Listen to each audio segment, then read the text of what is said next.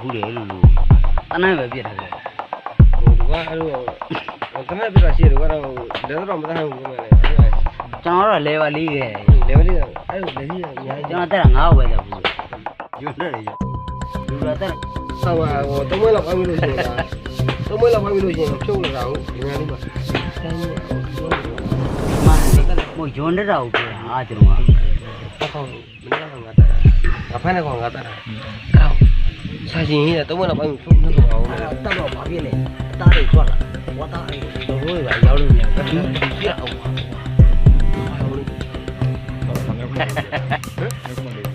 အဲ့ဒီငါခေါ်သူတို့သားရတယ်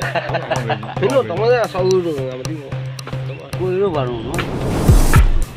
ကိုကျွန်တော်ညီ ဟုတ်ကဲ့ ညံ့ချစ်တယ် လေး6ချက်လောက်ပေါ့ချက်ပေါ့မယ် မယုံလားမယုံရင်လာပြီးကြည့်လိုက်တက်တဲ့နေရာမှာ is back မဲရမလို့မဲရမလို့ ကြိုက်တာပြောကျွန်တော်ကငငယ်လေးကအတက်တာဝမ်းတာပါဒီများတော့ကျွန်တော်အသားအနာမှာတော့အရင်ကျုံ ကိုဟိုလိုတိတ်တယ် ကျွန်တော်တို့လူသားတွေဟာကဘာဦးစကလေးကသဘောထားကွဲလွဲမှုတွေကိုဖြေရှင်းဖို့အတွက်အကြမ်းဖက်နည်းလမ်းကိုပဲအသုံးပြုခဲ့ကြတာဖြစ်တယ်။ဒါမဲ့လည်းခေတ်ဆက်ဆက်မှာကဘာတော်ကလူသားတွေဟာစစ်ပွဲတွေရဲ့ရက်ဆက်ကြမ်းကြုတ်မှုကိုကန့်သတ်ဖို့ကြိုးစားခဲ့ကြတယ်။ဒီလိုလူသားချင်းစာနာထောက်ထားမှုဆိုင်ရာစိတ်ဓာတ်ကြောင့်ပဲ1864ခုနှစ်မှာပထမဆုံးဂျနီဗာကွန်ဗင်းရှင်းပေါ်ပေါက်လာခဲ့ပြီးတော့ခေတ်သစ်ပြည်ပြည်ဆိုင်ရာလူသားချင်းစာနာမှုဆိုင်ရာဥပဒေကိုဝေဖန်ပေးနိုင်ခဲ့တာဖြစ်တယ်။ဒါဟာစစ်ပွဲတွေမှာဘယ်လိုပုံစံတိုက်ခိုက်ရမလဲဆိုတဲ့အခြေခံကန့်သတ်ချက်တွေကိုသတ်မှတ်ပေးခဲ့တာပါ။ဒါဟာသူတို့ရဲ့ဂုဏ်သိက္ခာကိုထိမ့်သိမ်းပေးရာရောက်တယ်လို့အသက်ကိုလည်းကယ်တင်ရာရောက်ပါတယ်။ဒီလိုအများဆိုင်ရာစစ်ဘက်ဥပဒေတွေဟာ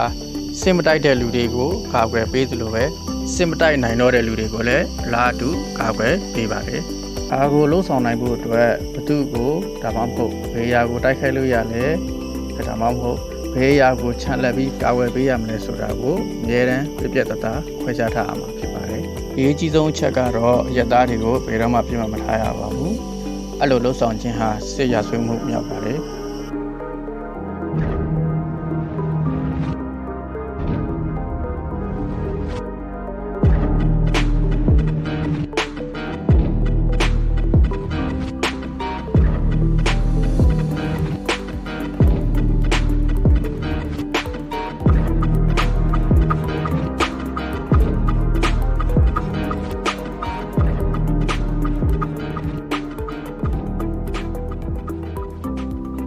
ရက်သားတွေကိုထိခိုက်ဒဏ်ရာရရှိစေမှုကနေရှောင်ရှားဖို့နဲ့သူတို့ရှင်သန်နေထိုင်ရေးအတွက်မရှိမဖြစ်လိုအပ်တဲ့အရာတွေကိုမဖြတ်စည်းမိစေဖို့အတတ်နိုင်ဆုံးဂရုတစိုက်လှုံ့ဆော်အောင်မှာဖြစ်ပါတယ်။သူတို့တွေဟာလိုအပ်တဲ့အကူအညီတွေကိုရရှိပိုင်ခွင့်ရှိပါတယ်။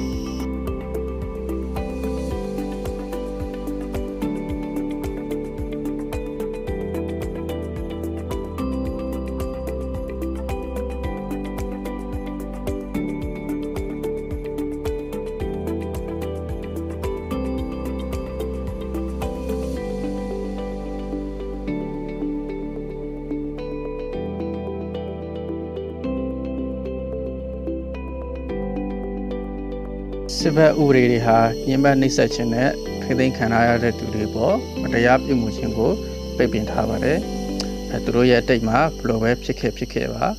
သူတို့ကိုအစားအစာနဲ့ကြီးပေးဝေရမှာဖြစ်တယ်လို့သူတို့ချရတဲ့သူတွေနဲ့လည်းဆက်သွယ်ခွင့်ပေးရမှာဖြစ်ပါတယ်။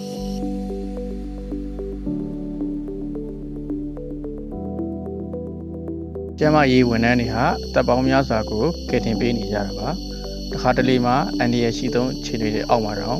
သူတို့လက်မလျှော့သွားပါဘူးပြင်းထန်တဲ့တိုက်ပွဲတစ်ခုအတွင်းမှာနှစ်ဖက်စလုံးကရဲဘော်ကြီးတရားရခဲ့ကြပါတယ်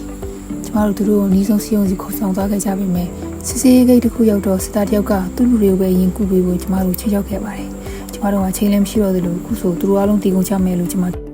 ပြီးကြောက်နေမိခဲ့ပါတယ်ကျမရေးဝန်ထမ်းတွေကိုသူတို့အလုပ်သူတို့လုပ်နိုင်ဖို့အများရန်ခွင့်ပြုပေးရမှာဖြစ်ပြီးတော့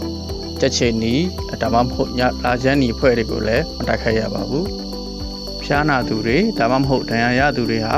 ဆောက်ရှောက်မှုခံယူပိုင်ခွင့်ရှိကြပါတယ်။သူတို့ဟာဘယ်ဘက်တော့တာပဲဖြစ်စေဝါဆောက်ရှောက်မှုခံယူခွင့်ရှိပါတယ်။ လက်နက်နည်းပညာတွေတိုးတက်လာတဲ့မြတ်စစ်ပွဲဆိုင်ရာစီးမင်းတွေကိုလည်းအရောညီတွေဖြစ်အောင်ပြောင်းလဲပြင်ဆင်ခဲ့ကြရပါတယ်။ဘာလို့လဲဆိုတော့တချို့လက်နက်တွေနဲ့စစ်စင်ရေးဆောင်ရွက်မှုနည်းလမ်းတွေဟာ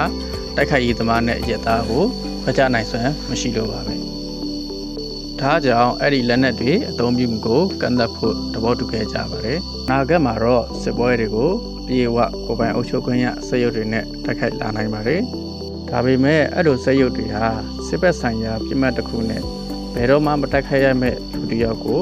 ခွဲခြားသိမြင်နိုင်စွမ်းရှိပါမလားလက်နက်တွေဘယ်လောက်ပဲအဆင့်မြင့်လာပါစေအဲ့ဒီလက်နက်တွေဟာစစ်ပွဲဆိုင်ရာစီးမင်းတွေနဲ့ကန့်ညီမှုရှိဖို့ကမရှိမဖြစ်လိုအပ်လာပါတယ်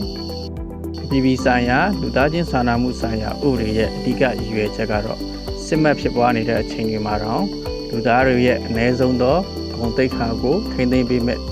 ရွေးချယ်မှုတွေကိုလှုံ့ဆော်ဖို့နဲ့နောက်ဆုံးကြည်စံတရောင်းကိုပြစ်ခတ်ပြီးတဲ့အခါမှာလည်း